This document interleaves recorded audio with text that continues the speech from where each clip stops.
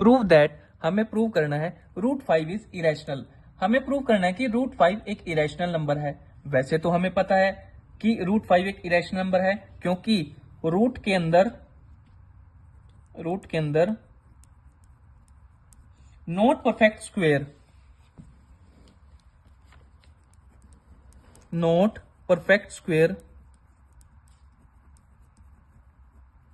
Root के अंदर जो नॉट परफेक्ट स्क्वायर होते हैं उन्हें हम क्या बोलते हैं? Irrational number.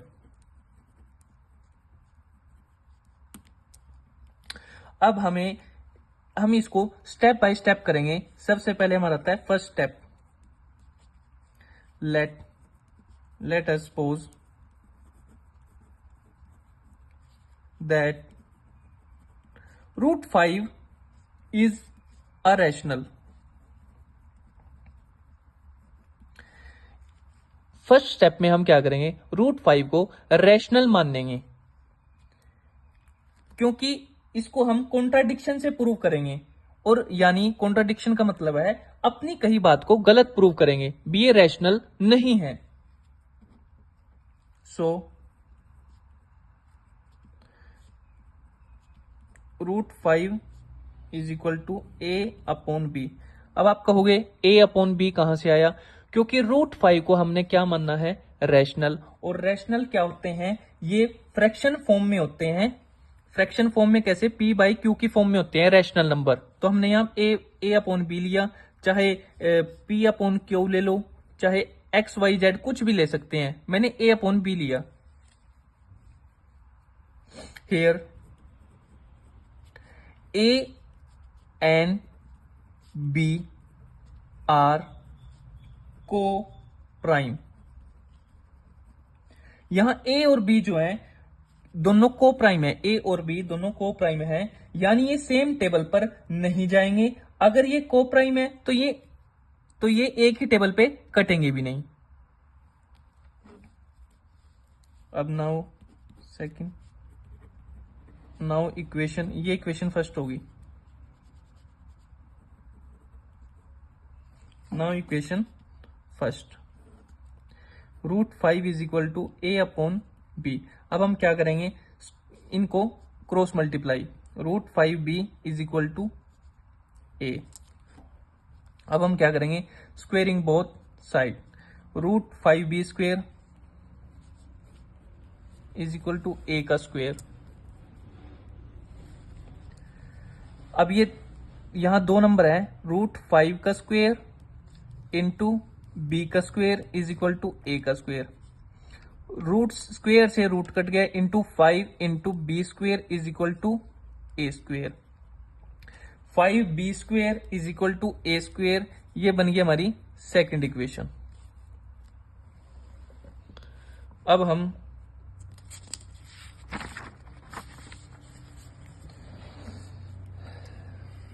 Five B square is equal to A square, ये हमारी सेकंड इक्वेशन। अब मैं कहता हूं ए स्क्वेयर इज डिविजिबल है किससे? बाय 5 से। यानी सो ए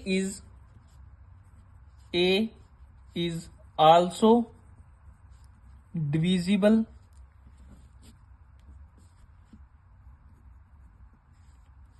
बाय 5। अब आपको ये बात समझ में नहीं आएगी कि a square is divisible by 5। A square जो है 5 से डिविजिबल है, और ए इज आल्सो डिविजिबल बाय 5। अब इसको हम एक एग्जांपल से देखेंगे, जिसमें 5 से मल्टीप्लाई किया हो,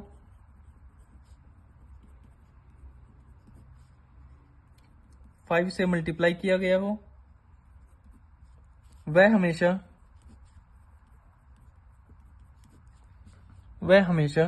5 से कटेगा।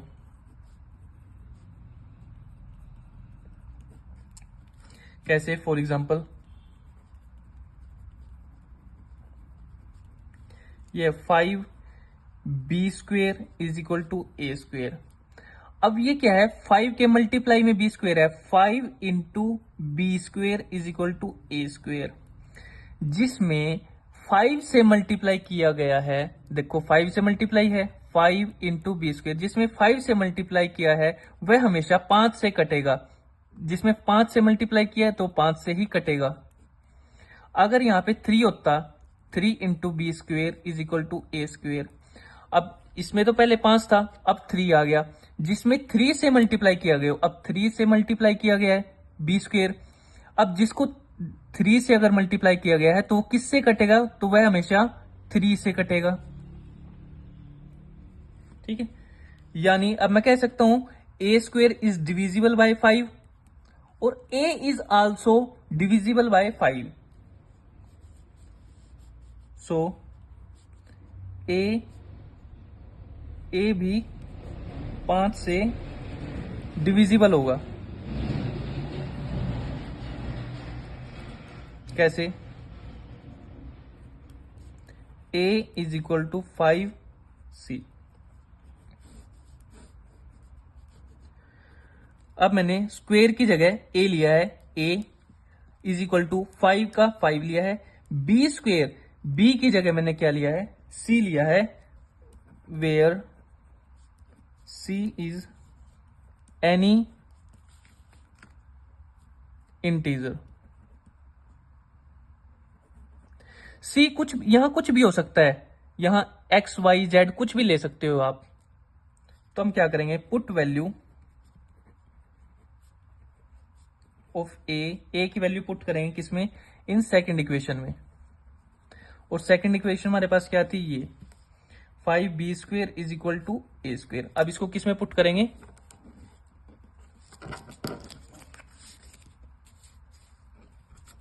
इसमें पुट करेंगे। ठीक है, ए की वैल्यू क्या है? 5c और स्क्वेयर का स्क्वेयर, और ये क्या है? 5b square. तो यहां क्या आया? 5b square is equal to, अब ये दो नंबर है, 5 का स्क्वेयर इंटू c का स्क्वेयर। तो 5b square is equal to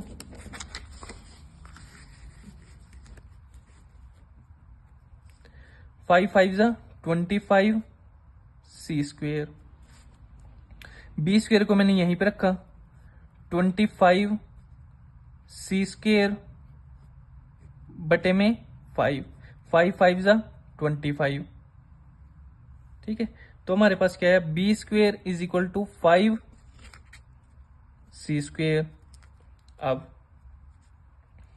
अब देखो, ये भी यही इक्वेशन है, 5b A square is equal to 5b square, और बस यहाँ ए स्क्वेयर था, यहाँ बी स्क्वेयर आ गया। ये 5b स्क्वेयर है और ये 5c स्क्वेयर है, यानी मैं बोल सकता हूं B square is divisible by 5। So b is also divisible by 5।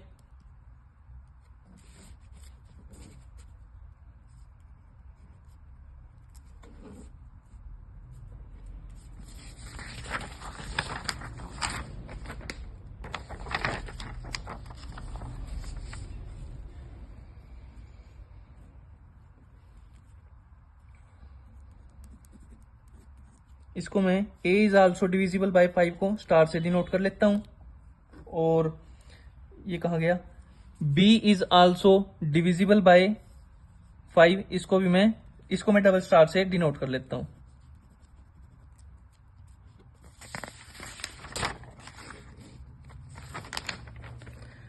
अब आपने देखा होगा स्टार और डबल स्टार इक्वेशन में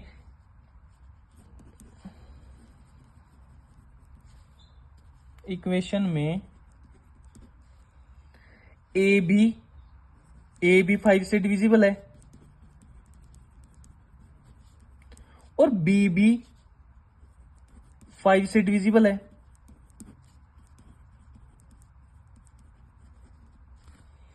और हमने तो हमने तो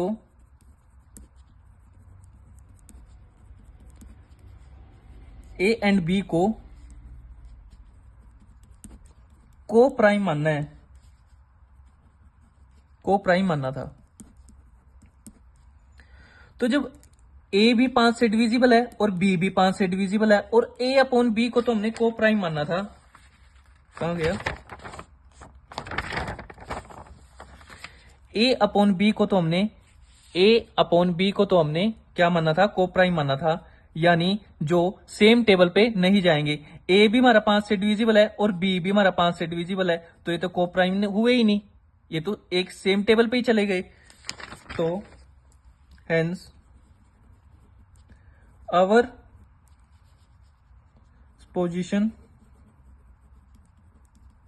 is wrong, so we can say that root 5 is an irrational।